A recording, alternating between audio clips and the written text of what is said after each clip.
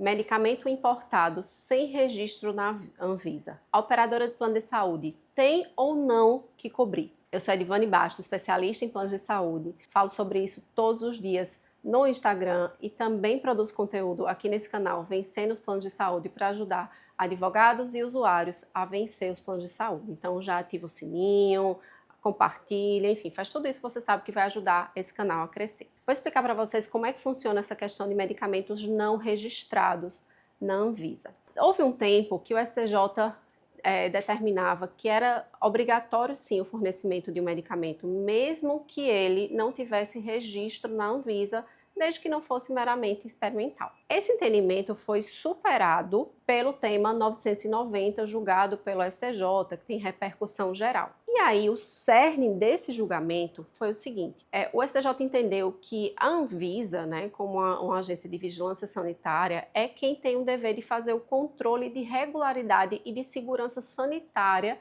de um determinado medicamento. Então, se a Anvisa não aprovou aquele medicamento, significa, em tese, que esse medicamento não é seguro e não pode ser comercializado no país, não pode ser importado. E, obviamente, se não pode ser comercializado, importado, não pode, exceto nos casos de autorização específica, não seria obrigatório que a operadora de plano de saúde custeasse um tratamento com base em um medicamento aí que sequer foi aprovado pela Anvisa. Esse foi o julgamento em termos gerais. Mas a gente tem algumas exceções e a gente precisa entender o porquê dessas exceções. Tem alguns medicamentos que, embora não sejam aprovados pela Anvisa, são largamente utilizados fora do país e são muito recomendados para tratamentos de forma muito eficaz. E aí você pergunta, mas se é usado lá fora, por que é que aqui no Brasil não foi aprovado pela Anvisa? Porque tem um detalhe, quem solicita como regra a aprovação de um medicamento na Anvisa é a própria indústria farmacêutica. E aí ela vai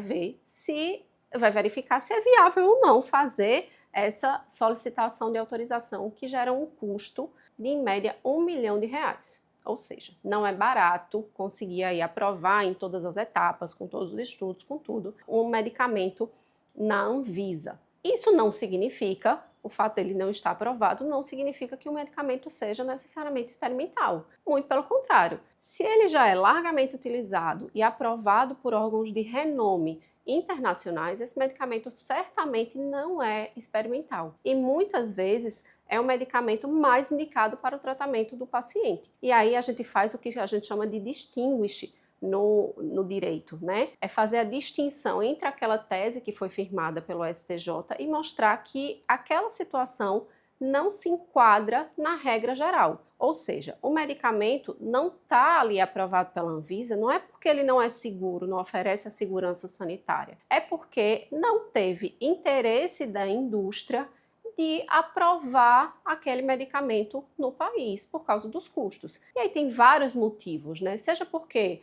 a gente não tem na população brasileira, por exemplo, uma repercussão tão grande daquela doença, A farmacêutica não conseguiria vender tantas unidades, vender tanto esse medicamento para justificar o custo de aprovação na Anvisa. Outras vezes, o registro caduca. A farmacêutica até faz o processo de aprovação, mas em um determinado momento perde interesse e ele deixa caducar. Ora, se o medicamento já foi uma vez aprovado pela Anvisa, não houve alteração substancial, você não tem como dizer que esse medicamento é experimental e não oferece segurança sanitária. A questão aí é uma mera irregularidade. E aí, nessa situação, havendo um laudo médico demonstrando que aquela é a melhor alternativa para o paciente, que há estudos científicos que embasam que é o tratamento mais adequado, a operadora deve sim ser obrigada a custear esse tratamento. Só que no processo é muito importante que o advogado, isso só pode ser feito, óbvio,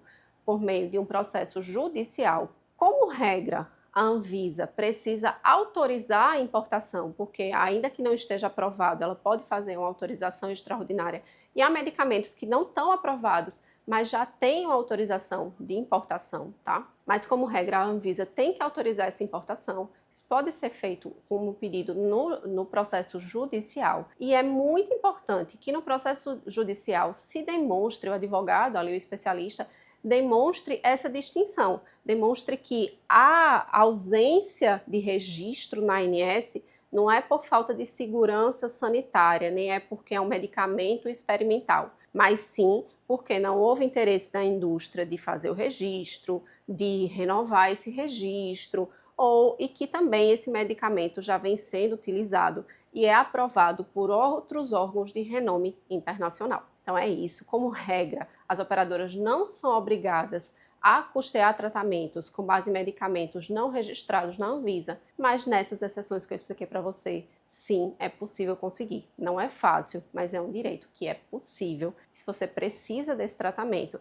eu te aconselho que você procure um especialista para fazer uma ação judicial e buscar aí a efetivação desse direito. Espero ter te ajudado. Se você tiver dúvidas sobre esse ou outro tema de direito à saúde, deixa aqui nos comentários que eu vou ter o maior prazer de te responder. E também me segue lá no Instagram, @edivane Bastos. Lá eu produzo conteúdo todos os dias sobre direito à saúde.